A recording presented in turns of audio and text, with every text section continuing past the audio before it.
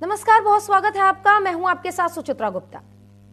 संसद के मॉनसून सत्र का आज तीसरा दिन है और पहले ही दिन सत्र की शुरुआत बहुत ही हंगामेदार रही है। पहलगाम हमला हो, ऑपरेशन सिंदूर हो, सीजफायर हो या फिर बिहार में मतदाता सूची का पुनर्निरीक्षण हो, इसको लेकर विपक्ष ने जोरदार हंगामा किया। लेकिन देर रात होते होते एक खबर ने पूरे देश में भूचाल ला दिया। दरअसल 21 जुलाई को जगदीप धनखड़ ने अपने उपराष्ट्रपति पद से इस्तीफा देकर राजनीति में सनसनी मचा दी। इसके बाद सभी को यह कदम काफी हैरान करने वाला लग रहा है। हालांकि बीते कुछ समय से सरकार के साथ उनके संबंध कुछ ठीक नहीं चल रहे थे। कई बार तो वो खुले मंच से बेबाकी के साथ अपनी बात को रख रहे थे और सरकार को असहज महसूस भी करवा रहे थे। उनका कार्यकाल अभी बचा हुआ था, यानी कि अभी 2 साल बचे हुए थे। अगस्त में उनका 3 साल पूरा होता, लेकिन उससे पहले उन्होंने इस्तीफा दे दिया और उनके इस्तीफे के बाद लगातार कई सवाल उठ रहे हैं। लेकिन इन सब में जो सबसे ज्यादा अहम है और महत्वपूर्ण हो जाता है ये जानना कि आखिर अब अगला उपराष्ट्रपति देश का कौन होगा, क्योंकि अनुच्छेद 68 के अनुसार 60 दिनों के अंदर यानी कि यथाशीघ्र उपराष्ट्रपति का चुनाव करवाना जरूरी है। ज्यादा दिन तक ये संवैधानिक पद खाली नहीं रह सकता, क्योंकि राष्ट्रपति के बाद संवैधानिक पद उच्चतम उपराष्ट्रपति का ही होता है। ऐसे में 60 दिन के अंदर चुनाव प्रक्रिया संपन्न करवाना चुनाव आयोग के लिए भी एक बड़ी चुनौती होगी। लेकिन जिस तरीके से उपराष्ट्रपति ने अपना इस्तीफा सौंपा, उसके बाद से राजनीतिक गलियारों में हलचल तेज है, तो विपक्ष लगातार इसको लेकर कई सवाल उठा रहा है। विपक्ष का सवाल है कि अगर पूरे दिन सदन की कार्रवाई सुचारू रूप से चली तो आखिर देर रात ऐसा क्या हुआ कि उपराष्ट्रपति ने अपने पद से इस्तीफा दे दिया। और इस्तीफा बिल्कुल पारंपरिक नहीं थी। हालांकि उन्होंने अपने स्वास्थ्य का हवाला दिया, लेकिन पारंपरिक इस तरीके से भी नहीं है, क्योंकि उपराष्ट्रपति ने अपने पद से इस्तीफा देने के बाद विदाई भाषण नहीं देने का फैसला लिया। इसीलिए कयास और चर्चाएं दोनों तेज हो गई है। पहला तो ये कि अगला उपराष्ट्रपति कौन होगा, और दूसरा ये कि आखिर जिस तरीके से ये इस्तीफा जगदीप धनखड़ ने दिया, इसके पीछे सिर्फ स्वास्थ्य तो कारण नहीं हो सकता, क्योंकि स्वास्थ्य का ये जो हवाला उन्होंने दिया है, ये जितने भी राजनीतिक चिंतक हैं उनके भी गले के नीचे से उतर नहीं रहा है। आज इसी मुद्दे पर चर्चा करेंगे। लेकिन जो 4 नाम राजनीति के गलियारों में जिनकी नाम की चर्चा तेज हो गई है, उनके ऊपर भी आपसे बात करेंगे और आपको ये भी बताएंगे कि आखिर पूरा मुद्दा क्या है, और अगले उपराष्ट्रपति के नाम में जिन नामों की चर्चा तेज हो गई है उनके बारे में भी आपको बताएंगे। बने रहिएगा। अब जगदीप धनखड़ ने जो इस्तीफा दिया उसको लेकर आपको बताते हैं। देखिए, 21 जुलाई को उपराष्ट्रपति पद से उन्होंने इस्तीफा दिया। स्वास्थ्य कारणों की वजह से इस्तीफा दिया, क्योंकि उन्होंने राष्ट्रपति को जो पत्र लिखा था उसमें अपने स्वास्थ्य को लेकर बात कही। अब बेबाक बयानों से सरकार को वो हमेशा असहज महसूस करवा रहे थे। कई ऐसा वाकया सामने आया। खुले मंच से किसान को लेकर कृषि मंत्री से भी सवाल कर दिया, यानी कि शिवराज सिंह चौहान से सवाल कर दिया। धनखड़ और जेपी नड्डा के बीच सदन में तनाव देखा गया, क्योंकि राज्यसभा में पहले ही दिन मल्लिकार्जुन खड़गे ने ऑपरेशन सिंदूर पर चर्चा की। समय से ज्यादा उनको मौका मिला, इसको लेकर जेपी नड्डा ने कड़ी आपत्ति उसी दिन सदन में जताई थी। तो वहीं जस्टिस वर्मा के खिलाफ महाभियोग पर ये जो पूरा मुद्दा चल रहा था, महाभियोग लाया गया, इसके बारे में सरकार को कोई जानकारी नहीं थी। ये भी एक अहम मुद्दा माना जा रहा है। तो अगस्त 2027 तक उनका ये कार्यकाल था, और अब से 2 हफ्ते पहले उन्होंने एक अपने भाषण में कहा था कि अगर कोई अड़चन नहीं आई तो 2027 तक वो अपने पद पर बने रहेंगे। लेकिन अचानक दिए उनके इस्तीफे ने राजनीति में भूचाल ला दिया है। अब उपराष्ट्रपति का चुनाव कैसे होगा, किस तरीके की ये पूरी प्रक्रिया है, वो भी आपको बता देते हैं। इस्तीफे की स्थिति में 60 दिनों में चुनाव जरूरी होता है। आर्टिकल 68 ऐसा कहता है कि 60 दिनों के अंदर यानी कि यथाशीघ्र चुनाव हो जाना चाहिए। 45 से 50 दिन में चुनाव की प्रक्रिया पूरी होती है और निर्वाचन आयोग चुनाव की तारीख की घोषणा करता है। उपराष्ट्रपति चुनाव के लिए अधिसूचना जारी की जाती है। तो वहीं सिंगल ट्रांसफरेबल वोट सिस्टम के तहत चुनाव होता है, यानी कि लोकसभा और राज्यसभा के सदस्य ही वोट करते हैं। राष्ट्रपति के चुनाव में विधायक भी वोट करते हैं, लेकिन उपराष्ट्रपति के चुनाव में केवल राज्यसभा और लोकसभा के सदस्य ही वोट करते हैं। मतदान संसद भवन में होता है और काफी सीक्रेट तरीके से ये मतदान चलता है। अब जिन नामों की चर्चा हो रही है उसके बारे में भी बात करेंगे। तमाम मेहमान हमारे साथ जुड़ेंगे और उनसे इस बात पर चर्चा होगी, और सत्ता पक्ष से भी ये सवाल होगा कि अगर सब कुछ ठीक था तो ये इस्तीफा अचानक कैसे, सरकार को भी इसके बारे में कोई जानकारी नहीं थी, आखिर कैसे। हमारे साथ सीनियर जर्नलिस्ट के तौर पर आयुषी श्रीवास्तव जुड़ेंगी, साथ ही डॉक्टर चंद्र कुमार भी जुड़ेंगे, राजनीतिक विश्लेषक है जाने माने, और प्रोफेसर विपुल सुनील भी हमारे साथ जुड़ेंगे, वो भी राजनीतिक विश्लेषक हैं और तमाम मुद्दों पर यानी कि राजनीति पर अपनी गहरी पकड़ रखते हैं। हम अपने गेस्ट के पास चलेंगे और सीधा सीधा आज यही सवाल होने वाला है। डॉक्टर चंद्र कुमार जी हमारे साथ जुड़े हुए, जाने माने राजनीतिक विश्लेषक हैं और तमाम मुद्दों पर अपनी राय रखते हैं। सर, सबसे पहले आपके पास आना चाहूंगी, जिस तरीके से उपराष्ट्रपति ने अपना ये इस्तीफा दिया है, राजनीति में उनका ये नाम पहले जुड़ गया है क्योंकि पहले दिन कार्यकाल बहुत सुचारू रूप से चलता है और शाम को उनका इस्तीफा आ जाता है। राजनीति में भूचाल आ गई है। आपको क्या लगता है, क्या वो कारण रहा होगा? क्योंकि स्वास्थ्य का जो हवाला उन्होंने दिया है महज वो कारण नहीं माना जा रहा है, विपक्ष भी इस कारण को नकार रहा है।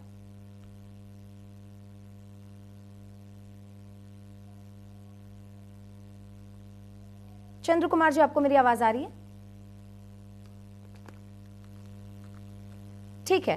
विपुल सुनील जी, आपसे मेरा यही सवाल होगा कि जिस तरीके से उपराष्ट्रपति ने अपने पद से इस्तीफा दिया, जाहिर सी बात है वो पहले ऐसे उपराष्ट्रपति बन गए हैं जिन्होंने कार्यकाल शुरू होते के साथ ही अपना इस्तीफा दे दिया है।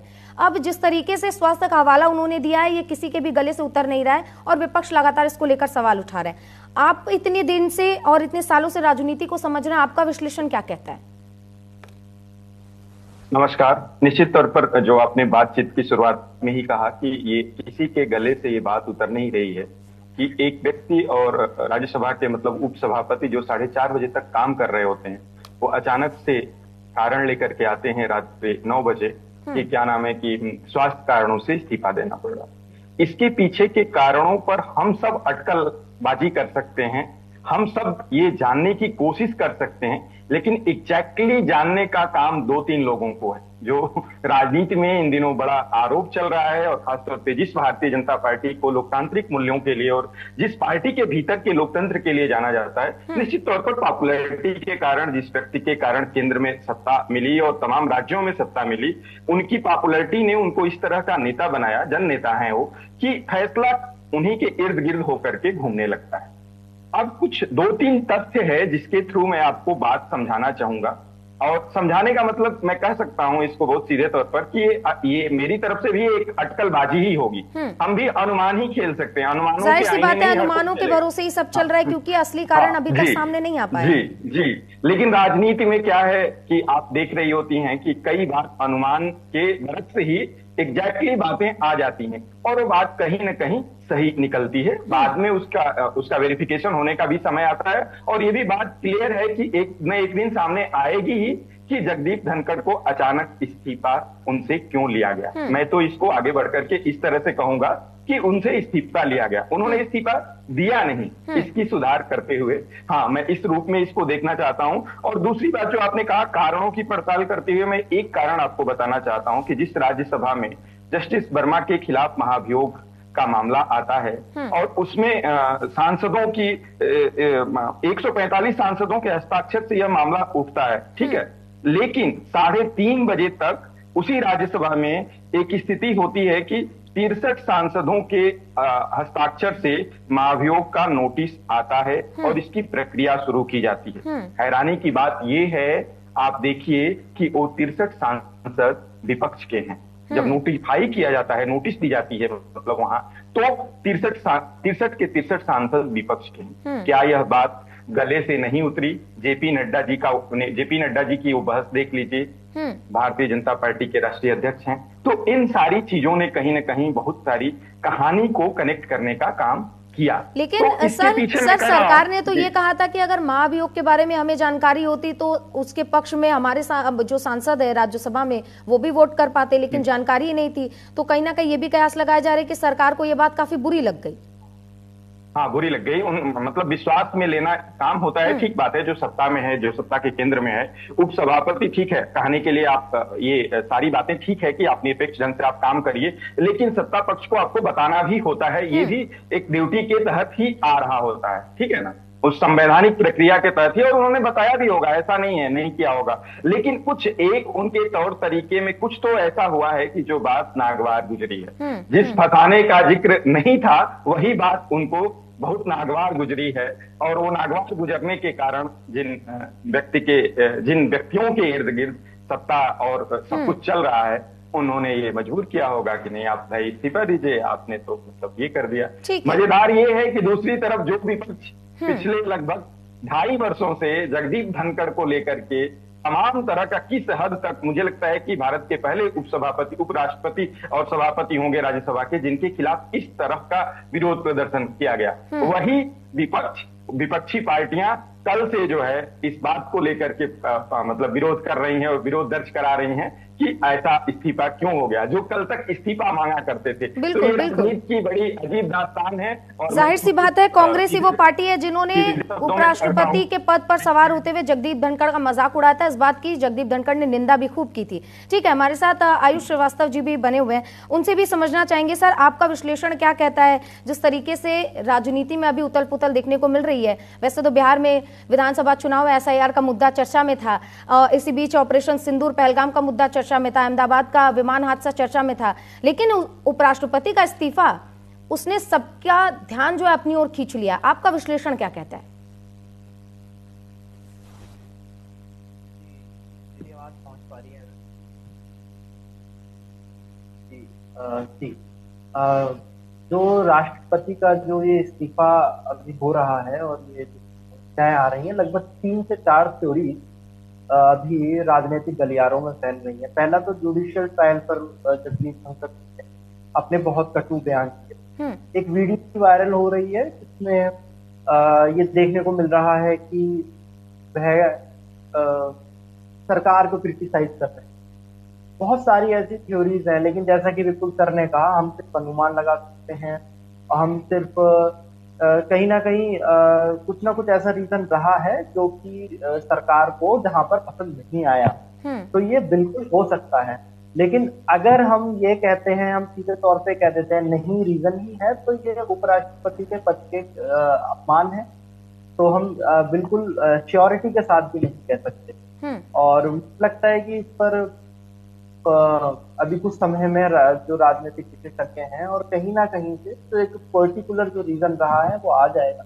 लेकिन उपराष्ट्रपति जी ने कहा है कि उनके स्वास्थ्य को लेकर गंभीर समस्याएं चल रही हैं, तो हम उम्मीद करेंगे उनका स्वास्थ्य बिल्कुल, क्योंकि ये इस बात से भी नहीं नकारा जा सकता, क्योंकि अभी कुछ दिनों पहले उनके हार्ट की सर्जरी भी हुई थी, तो कहीं ना कहीं ये जरूर ये भी एक मुद्दा रहा होगा, लेकिन असली कारण का अभी तक पता नहीं चल पाया, जिसका पता लगाने के लिए आज इस चर्चा को हमने रखा है। हमारे साथ राजनीतिक विश्लेषक लगातार बने हुए हैं चंद्र कुमार जी भी। चंद्र कुमार जी, जिस तरीके से विपक्ष मांग कर रहा है कि अब जो इसके पीछे के कारण है, असल कारण है, उसका पता चले, विपक्ष का ये जो कारण पूछना है, नए नए कयास लगाना है और राजनीतिक गलियारों में हलचल काफी तेज है, इसको लेकर आप क्या समझते हैं किस तरीके से? क्योंकि उपराष्ट्रपति का ये जो इस्तीफा सामने आया है और अगले उपराष्ट्रपति कौन बनेंगे, इसको लेकर भी काफी चर्चाएं हो रही हैं अब। सर, आप खुद को अनम्यूट कर लीजिए, आप शायद म्यूट है।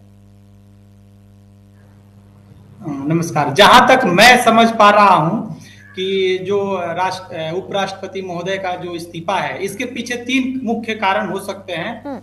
जैसे पहला कारण अगर माने तो जिस प्रकार से न्यायपालिका से टकराव हुआ है विधायिका का और न्यायपालिका जो जस्टिस वर्मा है उनके खिलाफ अविश्वास प्रस्ताव लाने की जो मांग की जा रही है, और दूसरा एक और जस्टिस शेखर करके है, उनके खिलाफ जो मांग की जा रही है, और विपक्ष की जो मांग है उसको कहीं ना कहीं उपराष्ट्रपति महोदय ने, पूर्व उपराष्ट्रपति महोदय ने स्वीकार किया।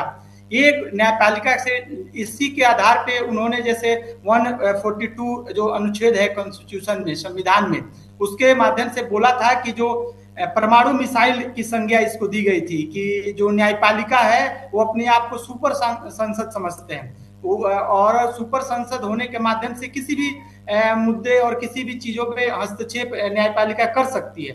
तो इस आधार पे एक पहला एक मुख्य कारण था। दूसरा कारण मैं मानता हूं कि बिहार की पॉलिटिक्स, जो अभी आप बता रही थी कि बिहार का पॉलिटिक्स भी इसके पीछे एक बहुत बड़ा कारण है कि धनखड़ जी और जो पूर्व उपराष्ट्रपति जी के इस्तीफे के कारण, क्योंकि बिहार की पॉलिटिक्स में अभी एक कयास लगाया जा रहा है कि किस प्रकार से हम अपने बिहार में जो राजनीति चल रहा है और एनडीए अपने आप को कैसे मजबूत कर पाए।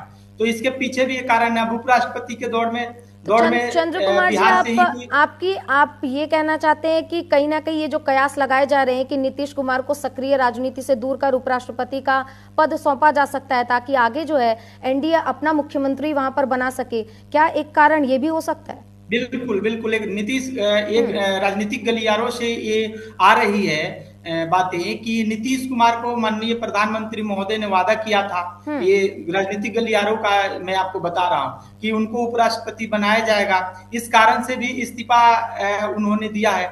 ये सारे जो कारण हैं, इसके पीछे बिहार की राजनीति और बिहार में वर्तमान समय में जो चल रहा है राजनीति और उथल पथल, और एनडीए अपने आप को मजबूत करने के लिए अलग अलग तरीके के हथकंडे जो अपना रही है, इसमें का एक उसमें उसी क्रम में एक ये हथकंडा है जो बिहार में एनडीए को मजबूत करने के लिए प्रयास किया गया है। ठीक है चंद्र कुमार जी, एक सवाल जोड़ती हूँ क्योंकि अब से कुछ दिनों पहले चिराग पासवान ने भी चुनाव लड़ने का ऐलान कर दिया था, तो क्या कहीं ना कहीं एनडीए इस बात को अपने लिए खतरा समझ रहा है? क्योंकि एनडीए के साथी है चिराग पासवान, लेकिन कहीं ना कहीं उनका चुनाव में डायरेक्टली उतरना कहीं ना कहीं मनमुटाव की तरफ इशारा भी करता है। देखिए, मैं वीडियो क्लिप पूरा देखा था, उसमें चिराग पासवान ने ये नहीं कहा था कि मैं अकेले लड़ूंगा, जहां तक मैं समझ पाया उसमें ये कहा था कि हम एनडीए के साथ मिलकर 243 सीटों पे लड़ेंगे।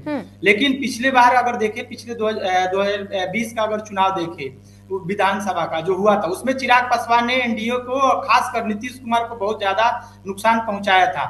और लोगों का जो राजनीतिक गलियारों की अगर बात करें तो वर्तमान समय में दलित मुख्यमंत्री बिहार में अलग अलग जो राजनीतिक नई पार्टियां भी बन रही है, तो उसमें भी आप देखिए जैसे जन स्वराज बना, उसका अध्यक्ष दलित को बनाया गया, और दलित मुख्यमंत्री की मांग निरंतर बिहार में उठ रहा है। तो और चिराग पासवान का जो है कि बिहार फर्स्ट और बिहारी फर्स्ट, इस तरीके के जो उनके नारे हैं, उनको कहीं ना कहीं राजनीतिक रूप से मजबूत कर रहे हैं। और इसी बार्गेनिंग को कहीं ना कहीं जो है करने में चिराग पासवान सफल हो जाते हैं। और उनको देखिए लोकसभा में अच्छी सीटें, मंत्रिमंडल और इस तरीके की चीजें दी गई हैं। और उनके जो उसी स्तर के जो उनके जैसे चाचा के जो पशुपति पारस की जो था राजनीतिक का अस्तित्व जो था, वो कहीं ना कहीं संकट में आ गया है। तो ये इस तरीके से अगर चिराग पासवान अगर ये जो उपराष्ट्रपति महोदय के इस्तीफे के बाद अगर फिर से अगर इस बात को दोहराते हैं और अकेले चुनाव लड़ने की बात करते हैं, तो ये चीजें संभव हो सकती है जो आप प्रश्न में पूछ रहे हैं। बिल्कुल बिल्कुल, ठीक है चंद्र कुमार जी, हमारे साथ विपुल सुनील जी बने हुए हैं। विपुल जी, जिस तरीके से कयास लगाए जा रहे हैं और राजनीतिक गलियारों में नीतीश कुमार के नाम की चर्चा भी तेज है, या यूं कह सकते हैं उनका नाम टॉप पर है, क्योंकि बिहार में आने वाले दिनों में चुनाव है, तो जाहिर सी बात है बीजेपी साधने की कोशिश बिहारियों को जरूर करेगी। आपको क्या लगता है नीतीश कुमार के अलावा और कौन से नाम चर्चा में बन सकते हैं, और अगला उपराष्ट्रपति की जो लाइन है, उपराष्ट्रपति की लाइन में इसके बाद नीतीश कुमार के बाद किसका नाम आ सकता है? देखिए, ये भी बिल्कुल मतलब अटकलबाजी वाला प्रश्न है, लेकिन ठीक है कि बात हो रही है तो बात करनी होगी इस पर। निश्चित तौर पर कौन बनेगा उपराष्ट्रपति, ये दावे के साथ कोई नहीं कह सकता। मैं दोबारा से अपनी बात पर आऊंगा कि उन्हीं 2.5 लोगों के लिए जिनके लिए राजनीति में कहा जा रहा है आजकल की भारतीय जनता पार्टी का फैसला कुल 2.5 लोग ले रहे हैं। एक निवर्तमान भारतीय जनता पार्टी के अध्यक्ष और अमित शाह जी और नरेंद्र मोदी, और ये फैसला ले लिया गया होगा, ये इस्तीफा लेने से पहले ये तय कर लिया गया होगा, लेकिन उसकी कानो कान भनक नहीं होगी। रही बात चंदन जी जैसा कह रहे थे, बिहार की राजनीति से जोड़ रहे थे चीजों को, तो ये मुझे तो ऐसा लगता है प्रथम दृष्टया कि ये अचानक घटी घटना की वजह से ऐसा हुआ है कि उपराष्ट्रपति का इस्तीफा लिया गया है। अगर ये पहले से तय होता कि बिहार की राजनीति में फायदा लेना है बिहार के चुनाव में, और फिर नीतीश कुमार जी से नेगोशिएशन के तौर पर इस तरह से लेकर के आया जाएगा, तो मैं इस बात से बहुत सहमत नहीं हूं। दूसरी बात यह कि नीतीश कुमार जी कतई अभी उपराष्ट्रपति या राष्ट्रपति बनकर के केंद्र में आने के लिए तैयार नहीं है। नीतीश कुमार जी की भाषा, नीतीश कुमार जी का करियर, नीतीश कुमार जी का रिकॉर्ड देख लीजिए, तो मुझे नहीं लगता है कि नीतीश कुमार जी बिहार के मुख्यमंत्री का पद ऐसे छोड़ देंगे चुनाव पूरा किए बिना, चुनाव में अपनी स्थिति स्पष्ट हुए बिना। ऐसे वो अभी उपराष्ट्रपति बनने के लिए कतई मतलब वो नहीं होंगे, तैयार नहीं होंगे। अगर उन्हें उपराष्ट्रपति बनाना भी है बीजेपी को, तो ये मुझे लगता है कि बिहार चुनाव के बाद की स्थितियों को लेकर के, मान लीजिए बीजेपी अपना मुख्यमंत्री लेकर के आती है, तो फिर उन दिनों नीतीश कुमार से नेगोशिएशन में नीतीश कुमार को उपराष्ट्रपति बनाया जा सकता है। अभी तो ये स्थिति नहीं है, बल्कि जदयू से अगर जदयू कोटिस को उपराष्ट्रपति का पद जाता है तो मुझे लगता है कि हरिवंश हरिवंश नारायण सिंह का दावा मजबूत है। और बिहार के ही राज्यपाल हैं आरिफ मोहम्मद खान, जिनको लेकर के आप देख रहे हैं कि तमाम मीडिया चैनल, आप लोग प्रिंट से लेकर के इलेक्ट्रॉनिक तक और सोशल मीडिया तक, डिजिटल मीडिया पर, जिनका नाम बहुत तेजी से चल रहा है। जम्मू कश्मीर के राज्यपाल हैं मनोज सिन्हा, जिनके काम से भी खासतौर पे दो लोग बहुत संतुष्ट रहते हैं, अपने प्रधानमंत्री और गृह मंत्री। तो ये कुछ नाम हो सकते हैं, लेकिन मैं कह रहा हूं फिर से कि इन तमाम नामों का कयास हम लगा बिल्कुल विपुल जी, जिस तरीके से आपने मनोज सिन्हा के नाम की चर्चा की है, 300 बिल्कुल आर्टिकल 370 हटने के बाद से मनोज सिन्हा का कार्यकाल काफी सराहनीय रहा है, क्योंकि वहां पर शांति व्यवस्था जो है पूरी तरीके से वहां पे बहाल करने में उन्होंने काफी अपनी महत्वपूर्ण भूमिका निभाई है। इसी के साथ एक बात और मुझे याद आ रही है, क्योंकि एलजी मनोज सिन्हा का कार्यकाल 6 अगस्त को खत्म हो रहा है, तो कह सकते हैं कि बिल्कुल परफेक्ट टाइम यहाँ पे बैठ रहा है अगर एलजी मनोज सिन्हा का नाम चर्चाओं में शामिल है तो। हाँ, समय के हिसाब से रीड कर रही हैं तो मनोज सिन्हा के पक्ष में ये जाता है कि उनका कार्यकाल वहां खत्म हो रहा है, और वहां जो काम करने की मंशा जिस तरह की थी, उस तरह के काम को उन्होंने अंजाम तक पहुंचा दिया है। प्रधानमंत्री जिस तरह से चाहते थे जम्मू कश्मीर को डेवलप करना, वो मुझे लगता है कि उन्होंने उस अंदाज में, और भारतीय जनता पार्टी की देखिए तो कहीं ना कहीं राजनीतिक जमीन भी इस तरह से जम्मू में मजबूत होती नजर आ रही है। मुझे लगता है कि ये भी इंटेंशन रहा होगा। तो इन कामों के अंजाम तक पहुंचाने के पुरस्कार के रूप में मनोज सिन्हा को पुरस्कृत किया जा सकता है। लेकिन बावजूद इसके मैं एक बात कहना चाहूंगा कि भारतीय जनता पार्टी की आज की राजनीति में मेरा राजनीतिक विश्लेषकों का अनुमान धारा का धारा रह जाएगा। प्रधानमंत्री नरेंद्र मोदी एक क्रिकेट में गुगली बॉल होती है, लेकर के आएंगे और उसे फेंक देंगे और चलेगा कि अरे तब हम सब जाएंगे उनके पीछे। बिल्कुल बिल्कुल बिल्कुल, आप एकदम सही कह रहे हैं, क्योंकि जिस तरीके से एनडीए में लगातार फैसले लिए जाते हैं वो बिल्कुल भी प्रेडिक्टेबल नहीं होते हैं। कभी भी ऐसा फैसला आता है जिसके बारे में चर्चा हो रही होती है, जो नाम सामने आते हैं उनको पछाड़कर कोई एक ऐसा चेहरा सामने आता है जो काफी चर्चा का विषय बन जाता है उस वक्त। ठीक है, हमारे साथ आयुष जी भी लगातार बने हुए हैं, उनसे भी एक बार जानना चाहेंगे कि सर, उपराष्ट्रपति के पद के लिए चुनाव की क्या प्रक्रिया है? जैसे सडन स्थिति में अगर इस्तीफा दे दिया जाता है तो उपराष्ट्रपति का अगला चुनाव को लेकर किस तरीके से प्रक्रिया है और इसका क्या प्रावधान है, किस तरीके से चुनाव को अब आगे लेके जाया जाएगा और उपराष्ट्रपति के पद पर चुनाव करवाया जाएगा? देखिए, ये जो नामों पर चर्चा हो रही थी, तो जब तक एक स्पष्ट प्रारूप, एक स्पष्ट हमारे पास फहरिस्त नहीं आ जाती तो हम बात नहीं कर सकते। और नामों का क्या है, नाम बदलते रहते हैं। जैसे अभी मेरा नाम गलत रिस्पेक्ट हो रहा है, मेरा नाम शौर्य सागर है, मुझे लगता है कोई टेक्निकल फॉल्ट हुआ होगा। ठीक है सर, मैं अपनी टीम से कहती हूँ आपका नाम ठीक करवाने के लिए, बहुत माफी चाहूंगी सर। ठीक है सर, अपनी बात रखिए। चंदन जी का भी नाम सही करा लीजिए, ये डॉक्टर चंदन कुमार हैं, चंद्र कुमार जो लिखा हुआ है। ठीक है सर, ठीक है, मैं अपनी बहुत माफी चाहूंगी सर आपसे। मैं ये वरिष्ठ राजनीतिक विश्लेषक हैं, इनके साथ लगातार पहले भी बातचीत होती रही है। ठीक है सर, बहुत माफी चाहूंगी आप दोनों से। मैं आप टीम से कहती हूँ आपका नाम तुरंत ही सही। जी सौरभ जी, हमारे चलिए आगे बढ़ते हैं। वीके सक्सेना जी, एक उन्होंने दिल्ली जल बोर्ड में बहुत अच्छे से उन्होंने अपना सर्विसेज भी काम किया। फिर मनोज सिन्हा जी आ जाते हैं, लेफ्टिनेंट जनरल रहे वो जम्मू कश्मीर में। तो 2-3 नाम ये अभी सामने आ रहे हैं, और मनोज सिन्हा का मुझे लगता है जो नाम है बहुत तरीके से एक चमक रहा है, क्योंकि धारा 370 हटने के बाद उन्होंने वो काफी चर्चा में आए। तो मुझे लगता है शायद वो अगला नाम हो सकता है। नीतीश कुमार जी का जो नाम है वो अभी, जैसा कि विपुल जी ने कहा था, तो मुझे नहीं लगता शायद नीतीश कुमार जी के नाम को आगे रखा जाएगा। बाकी अगर बात रही किस तरीके से प्रक्रिया को करना होगा, तो मुझे लगता है कि जैसा कि संविधान हमको कहता है, अब मैं आपको पर्टिकुलर धारा नहीं बता पाऊंगा, इतना मुझे याद नहीं है, लेकिन 60 दिन में अभी चुनाव कराना रहेगा। और 68 हाँ, और बहुत गोपनीय तरीके से ये चुनाव यहाँ पर किए जाते हैं। तो अभी जो भी मुद्दा रहा हो, जो भी कारण रहा हो, और जो भी इसके पीछे राजनीति रही हो, लेकिन बात यह है कि गरिमा का पद है, ये भारतीय उपराष्ट्रपति का पद है, तो जल्दी से जल्दी कोई ना कोई पद पर आना ठीक है, तो जल्दी से जल्दी यानी कि 60 दिनों के अंदर चुनाव की प्रक्रिया को संपन्न करवाना होगा और इसके भीतर ही नया उपराष्ट्रपति देश को जल्दी मिल सकता है। इसके भी कयास तेज हो गए। हमारे साथ चंदन कुमार जी लगातार बने हुए हैं। चंदन जी, जिस तरीके से उपराष्ट्रपति ने अपना इस्तीफा दिया, लेकिन विपक्ष इस पर मुखर होकर बात कर रहा है, पर सत्ता पक्ष इसको लेकर कुछ कहने को तैयार नहीं है। लगातार एक ही बात कह रहा है कि स्वास्थ्य के हवाले से उन्होंने इस्तीफा दिया है, तो हम इस पर क्या कह सकते हैं। क्या कहते हैं आप, आखिर सत्ता पक्ष इसको लेकर बात क्यों नहीं कर रहा? और एक बात जो बेहद अहम है, क्योंकि इस्तीफा देने के बाद उपराष्ट्रपति ने अपना विदाई भाषण भी देने से इनकार कर दिया। सूत्र ये भी बता रहे हैं, क्या कारण रह रहा होगा जिसकी वजह से सत्ता पक्ष लगातार चुप्पी साधे हुए? देखिए, इसमें मैं एक लाइन जोड़ूंगा। जब उपराष्ट्रपति महोदय ने इस्तीफा दिया तो राष्ट्रपति महोदया से बिना अपॉइंटमेंट के गए और इस्तीफा उन्होंने दे दिया। बिना अपॉइंटमेंट के जाकर इस्तीफा देना, यानी सोचिए कि वर्तमान में जो सत्ताधारी सरकार है और जो लोग हैं, कहीं ना कहीं उनके ऊपर मैं जहां तक समझ पा रहा हूं कि उनके ऊपर दबाव था, जिस कारण उन्होंने जाकर उन्होंने इस्तीफा दिया। सबसे बड़ी बात यह है क्योंकि वो एक जुड़े हुए, जमीन से जुड़े हुए व्यक्ति थे। उन्होंने अपनी पढ़ाई लिखाई गांव से की थी और उनका ये कहीं ना कहीं इमोशनल अटैचमेंट था। जिस प्रकार से जस्टिस वर्मा का जो करप्शन का मुद्दा था, भ्रष्टाचार का जो मुद्दा था, उस पे उन्होंने उसको उजागर करने के लिए और विपक्ष की जो बातें थी उसको उन्होंने स्वीकार किया।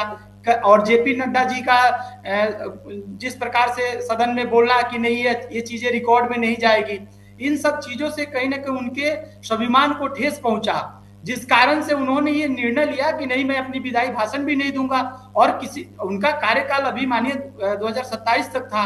तो इस तरीके से जो चीजें हुई हैं, कोई कैसे विदाई भाषण और उस चीज को स्वीकार कर सकता है? बिल्कुल सही। तो मैं जहां तक समझ पा रहा हूं कि उनके ऊपर दबाव, देखिए बिहार जो अभी विपुल सर बता रहे थे कि किस प्रकार से बिहार की राजनीति इससे जुड़ी नहीं है। मैं जहां तक समझ पा रहा हूं 99% बिहार के राजनीति और इस उपराष्ट्रपति के इस्तीफे से उसका बहुत बेहतर कनेक्शन है, बहुत बेहतर जुड़ाव है और कुछ ही दिनों में चीजें स्पष्ट हो जाएंगी। रामनाथ उसके क्या हरिवंश बाबू या बने उपराष्ट्रपति या नीतीश कुमार बने, कोई ना कोई जो भी बनेगा जेडीयू के कोटे से ही बनेगा, क्योंकि नीतीश कुमार का कभी भी कोई भरोसा नहीं है कि कब वो फिर से महागठबंधन के खेमे में चले जाए। और बीजेपी कभी भी नहीं चाहती कि नीतीश कुमार एनडीए को छोड़कर महागठबंधन या आरजेडी के साथ अलायंस करे। तो इसके लिए ये बता रहे थे कि नीतीश कुमार नहीं बन सकते, लेकिन मैं जहां तक अनुमान लगा रहा हूं कि जो भी होगा जेडीयू के कोटे से ही होगा उपराष्ट्रपति, और इससे बिहार की वर्तमान जो राजनीति है उसको साधने की कोशिश की जा रही है, बिहार में अपनी पकड़ को मजबूत करने की कोशिश की जा रही है। तो ये विश्लेषण है। जी जी विपुल जी, मैं कह रहा हूं कि चंदन जी जिस दावे के साथ जदयू के कोटे में उपराष्ट्रपति का पद जाने के लिए कह रहे हैं, ये पूरी तरीके से भारतीय जनता पार्टी की लाइन है। बीजेपी के कुछ नेताओं का स्टेटमेंट आना शुरू हो गया है कि भाजपा नेताओं ने मांग करना शुरू कर दिया है कि नीतीश कुमार जी को उपराष्ट्रपति बनाया जाए। जदयू कतई नहीं चाहता है, बीजेपी चाहती है। नहीं कि अगर यहाँ उपराष्ट्रपति बन के आते हैं तो आपको बीजेपी को मिल जाएगा मुख्यमंत्री बनने का, ठीक है। तो मेरे हिसाब से तो आप रही बात दावे की, तो मैं पीछे भी कह रहा था, अभी दिल्ली का चुनाव था, न्यूज 24x7 के ही चैनल पर बहुत सारे लोग बहुत सारे नामों पर बहुत दावा कर रहे थे। 3 दिन पहले से आप रिकॉर्ड जाकर के देख सकती हैं। कि वो भी अनुमान था। मैं ये नहीं कह रहा हूं कि मेरा अनुमान में वो भविष्य बाड़ी करने वाला बहुत कोई पंडित और तो हूँ जानकार। सर राजनीति अनुमानों पर ही चलती है, अनुमानों पर चलती है, लेकिन आज की डेट में प्रधानमंत्री की जो कार्यशैली है उसमें हर अनुमान को मैं कह रहा हूं बार बार कि वो झुठला देंगे।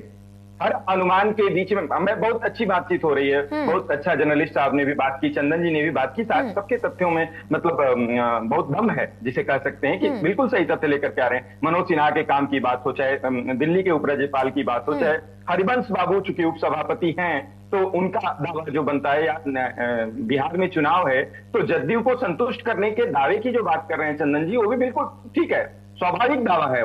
लेकिन मैं जितना समझ पा रहा हूं, ये लाइन कम से कम जदयू नहीं चाहेगी, नीतीश कुमार की पार्टी नहीं चाहेगी कि उसे उपराष्ट्रपति पद देकर के और इतने बड़े राज्य की सत्ता उसके हाथ से फिसल जाए, मतलब मुख्यमंत्री का पद चला जाए।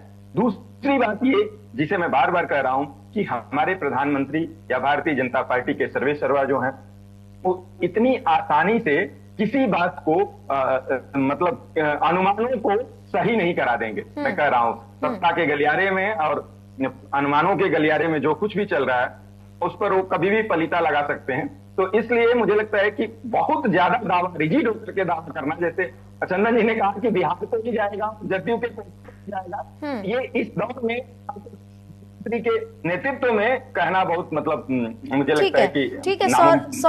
सौरभ जी आपने चंदन सर को भी सुना, आपने विपुल जी को भी सुना, आपका क्या कहना है इस पर? जी, इसमें एक एंगल और निकलता है। अभी एमएलए है भारतीय जनता पार्टी से हरिभूषण ठाकुर, तो उन्होंने तो उन्होंने मांग की है, उन्होंने तो कल रात पे बयान दे दिया था कि भैया मैं ये जो थ्योरी चल रही है ना बिहार चुनाव वाली, मैं तो उस पर एग्री करता हूँ। तो ये तो अभी बीजेपी भारतीय जनता पार्टी के नेता आए नई बिहार के लिए, वो तो रात को कह चुके थे जब उनका वहां पे उन्होंने रजिस्ट्रेशन ये भारतीय जनता पार्टी की लाइन है। ठीक है, चंदन कुमार जी कुछ कहना चाहते थे। चंदन कुमार जी एक सवाल जोड़ देती हूँ, उसके बाद आप अपनी बात पूरी करिएगा। जिस तरीके से बीजेपी का बता रहा था जैसे कि ठीक है कि रामनाथ ठाकुर जो कर्पूरी ठाकुर के बेटे हैं उनका भी यहाँ पे नाम चल रहा है, और बीजेपी ओबीसी का जो वोट बैंक है और ईबीसी का जो वोट बैंक है बिहार में, उसको भी साधने की कोशिश करेगी। विपुल सर बता रहे थे कि नहीं ऐसे बिहार से हो सकता है। देखिए मैं आपके चैनल पे बोल रहा हूँ और मेरा अनुमान है कि बिहार से ही होगा उपराष्ट्रपति। गलत भी होते हैं, नहीं होगा। मैंने कहा कि अनुमान नहीं है, कुछ भी हो सकता है। और क्योंकि बिहार को किसी भी हालत में बीजेपी चाहती है। देखिए जो एसआईआर का मुद्दा है, इतना संसद भवन में गरमाया हुआ है, विधानसभा में गरमाया हुआ है, फिर बिहार में, तो इसको लेके जो राजनीतिक दल है जो घेरने की कोशिश कर रही है बिहार, तो बिहार के लोगों को प्रधानमंत्री संतुष्ट करने के लिए इस तरीके के चाल वो चल सकते हैं और इस तरीके का वो पहल कर सकते हैं, जिससे कि बिहार के लोगों में जो ये एसआईआर का जो पीड़ा है उसको लोग भूलकर और फिर बीजेपी की तरफ मोबिलाइज हो पाए। तो मोबिलाइजेशन की जो राजनीति है, जो लोगों को एक करने की जो राजनीति है, इसके लिए ये बिहार से ही उपराष्ट्रपति का होना मेरे हिसाब से लग रहा है कि ऐसा प्रतीत हो रहा है कि हो सकता है। ठीक है, चंदन कुमार जी एक बात मैं यहाँ पे जो जोड़ना चाहती थी, वो जिस तरीके से विपक्ष ने चुप्पी साधी हुई है और कोई बात करने को तैयार नहीं है, मतलब कोई भी शीर्ष नेता तो बात इस पर नहीं कर रहा है कि क्या वो कारण रहा होगा या फिर क्यों उन्होंने दे दिया, या इस पर आगे हम विचार करेंगे। लेकिन यहाँ पर सवाल ये उठता है कि बीजेपी के राष्ट्रीय अध्यक्ष के नाम को लेकर भी काफी चर्चाएं हैं। 2024 के लोकसभा तक ही जेपी नड्डा का कार्यकाल खत्म हो चुका था, लेकिन उसको बढ़वाया गया और अब तक कोई नाम सामने नहीं आया है। लेकिन अगर उपराष्ट्रपति के चुनाव की हम बात करें तो कहीं ना कहीं अगर उपराष्ट्रपति का चुनाव हो जाता है, ऐसे में बीजेपी पर भी कई सवाल उठते हुए नजर आएंगे कि उपराष्ट्रपति के चुनाव में इस्तीफा आपने दिलवाया, जिस तरीके से कयास लगाए जा रहे हैं कि इस्तीफा आप लोगों ने लिया और तुरंत ही चुनाव कर दिया, लेकिन राष्ट्रीय अध्यक्ष को लेकर अभी भी अटकलें तेज हैं, लेकिन नाम सामने नहीं आया है। इसका तो जो उसका पहल इलेक्शन कमीशन जो है, चुनाव आयोग जो है, वो इसका पहल शुरू कर दिया उपराष्ट्रपति चुनाव के लेकर। मैं सुबह में एक न्यूज देख रहा था, उस पर दिखा रहा था। दूसरी बात है जो बीजेपी के अध्यक्ष की बात कर रही हैं, उसमें उनका अपना एक संगठनात्मक निर्णय है। अब किस आधार पे वो लोग निर्णय नहीं ले पा रहे हैं। बिहार की जो राजनीति है, बंगाल का चुनाव है, उत्तर प्रदेश का चुनाव है, ये जो 3 राज्य हैं जो भारतीय राजनीति को एक दिशा और दशा देते हैं, तो इसको साधने की कोशिश कहीं ना कहीं बीजेपी कर रही है। यहाँ जहां तक सुनने में आ रहा था कि राजनाथ सिंह का भी नाम चल रहा था कि उनको भाई बीजेपी अध्यक्ष बनाएगी, और भी लोग हैं, कुछ जो संगठन के लोग हैं उनका भी नाम चल रहा था। लेकिन इस पे अभी बीजेपी, मुझे जहां तक मेरी समझ है कि अब उपराष्ट्रपति वाले विवाद में बीजेपी घिरी हुई है और इसको पहले सुलझाने की कोशिश करेगी, उसके बाद अपने पार्टी अध्यक्ष का नाम का घोषणा कर सकती है। ठीक है विपुल जी, जिस तरीके से एक चर्चा ये भी है कि महाभियोग प्रस्ताव जस्टिस वर्मा के खिलाफ लाया गया, जिसके बाद से सरकार और सत्ता पक्ष काफी इस बात से नाराज थी क्योंकि सरकार को इस बात की इंफॉर्मेशन पहले नहीं दी गई थी। ये भी बताया जा रहा है कि सरकार इस बात के लिए तैयार नहीं थी क्योंकि जस्टिस यादव का केस अभी, यानी कि महाभियोग अभी पेंडिंग पड़ा हुआ था, लंबित था। क्या इन दोनों की वजह से सरकार कहीं ना कहीं घिरी हुई नजर आ रही थी, जिसकी वजह से अचानक ये पूरा इस्तीफे का खेल हो गया? बिल्कुल, मैं तो बातचीत की शुरुआत में ही मैंने कहा था कि बहुत कुछ ऐसा मतलब हो रहा था राज्यसभा के अंदर भी, और जगदीप धनखड़ के निर्णयों के बरक्स भी देखा जाए तो, कि जिससे कहीं ना कहीं सरकार बैकफुट पर जाती हुई नजर आ रही थी, जिसको लेकर के बहुत एग्रेसिव भाषण दिया था जेपी नड्डा ने। और अभी देखिए, भारतीय जनता पार्टी के अध्यक्ष के चुनाव की बात आप लोग कर रहे थे, तो उन बातों के बरक्स में एक और बात कह करके इस चीज को कनेक्ट कराऊंगा कि इन दिनों पिछले मतलब लगभग डेढ़ साल से कुछ गतिरोध चल रहा है। ठीक बात है कि एक व्यक्ति की लोकप्रियता के कारण भारतीय जनता पार्टी 2014 में सत्ता में आती है, इससे कोई कतई इनकार नहीं कर सकता है कि वो प्रधानमंत्री नरेंद्र मोदी के नाम पर भारतीय जनता पार्टी चुनाव जीत करके आती है। लेकिन जैसे जैसे समय बीतता जाता है, तमाम राज्यों में चुनाव जीतते जाते हैं, और फिर 3 बार सत्ता में वापसी होती है, केंद्र में सत्ता में रहते हुए तीसरी बार सत्ता में वापसी होने के बाद कहीं ना कहीं ऐसा होता है कि व्यक्ति केंद्रित हो जा रही है जब भारतीय जनता पार्टी, तो संघ को ये बात नागवार गुजर रही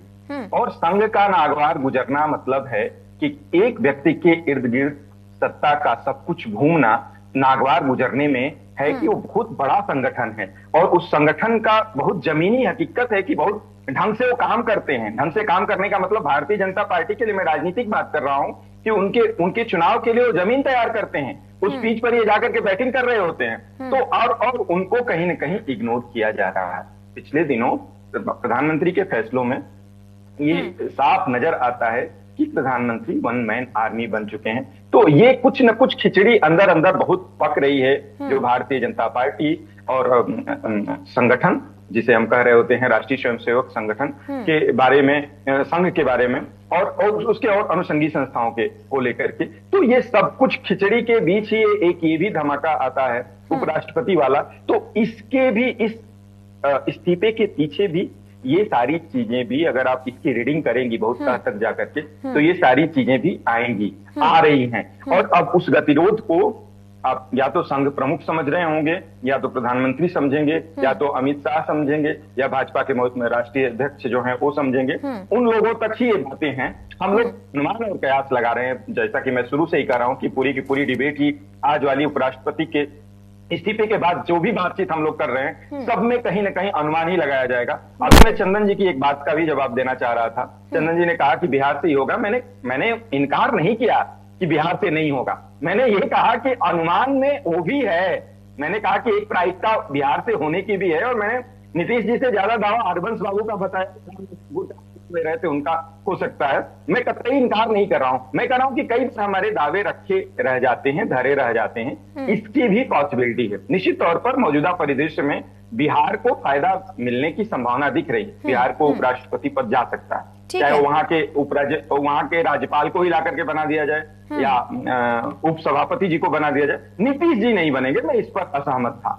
और नीतीश जी बनना नहीं चाहेंगे इसलिए नहीं बनेंगे।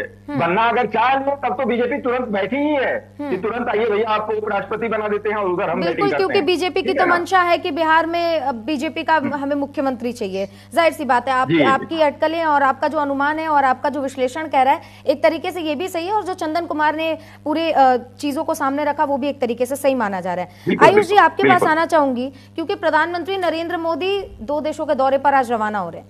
तो अब तो जाहिर सी बात है कि उपराष्ट्रपति के नाम की चर्चा प्रधानमंत्री के एंड से तभी होगी जब वो दौरे से वापस आएंगे।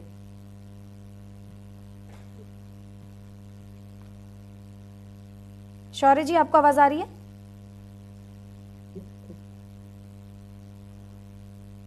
सर आप शायद म्यूट है, आप अनम्यूट कर लीजिए खुद को। मेरी आवाज जी सर।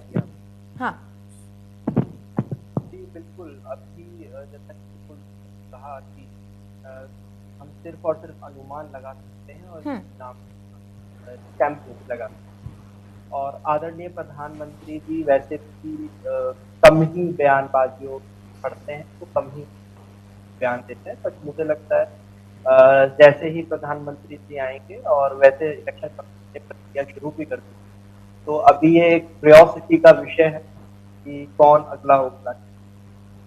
लेकिन मुझे लगता है कि अभी हमें बहुत ज्यादा इस बात पर चर्चा नहीं कर सकते कौन। देखिए, तो राजनीति है, यहाँ पे कब सिक्का पलट जाए पता नहीं। हो सकता है सिक्का ऐसे रखा हुआ हो, ना इधर का हो ना उधर का हो, बिल्कुल पीस पे रख दिया जाए। तो अभी देखते हैं कि कौन अगला उपराष्ट्रपति होगा। और जैसा कि मैं तब भी यही कहना चाहूंगा कि उपराष्ट्रपति जी ने अगर ये कहा है कि वास्ते को ठीक है।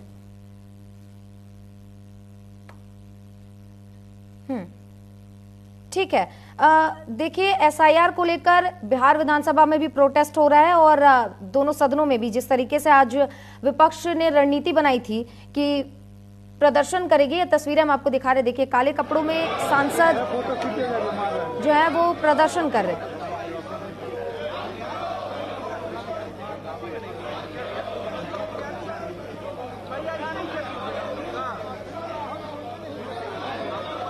तो ये देखिए बिहार विधानसभा के बाहर की तस्वीरें जहां विधायक का प्रदर्शन कर रहे हैं काले कपड़ों में।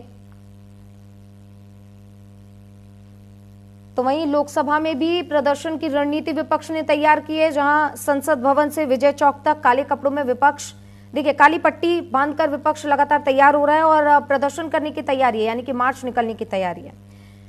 तो पहली तस्वीर हम आपको दिखा रहे हैं, जो बिहार विधानसभा की तस्वीरें हैं, जहां काले कपड़ों में विपक्ष के विधायक जो हैं वो लगातार प्रदर्शन कर रहे हैं सदन के बाहर। तो दूसरी तस्वीर हम आपको लोकसभा के बाहर की दिखा रहे हैं, जहां काली पट्टी बांधकर बिहार में एसआईआर प्रक्रिया पर विपक्ष जिस तरीके से सवाल खड़े कर रहा है और इसको लेकर अब प्रदर्शन का दौर दोनों सदनों में देखने को मिल रहा है। बिहार विधानसभा की तस्वीर आपको पहली दिखा रहे हैं, दूसरी तस्वीर लोकसभा के बाहर।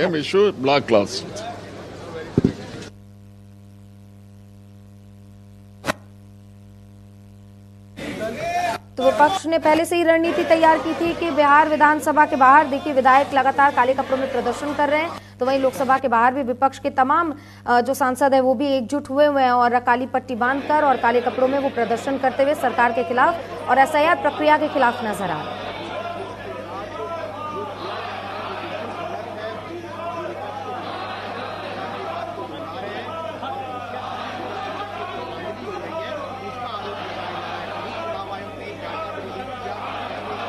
तो देखिए सदन के बाहर हाय हाय के नारे लगाए जा रहे हैं। एसआईआर प्रक्रिया को लेकर लगातार विपक्ष प्रदर्शन कर रहा है। आपको लोकसभा के बाहर से तस्वीरों में संजय राउत, प्रियंका गांधी, जया बच्चन, तमाम सांसद नजर आ रहे हैं। नरेंद्र आजा यार। तो बिहार विधानसभा की भी तस्वीरें हम आपको दिखा रहे थे। देखिए काली पट्टी बांधकर सभी सांसद तैयार हो रहे हैं। तो दूसरी बिहार विधानसभा के बाहर काले कपड़ों में जो विधायक है वो पहुंचे हुए हैं और लगातार प्रदर्शन कर रहे हैं।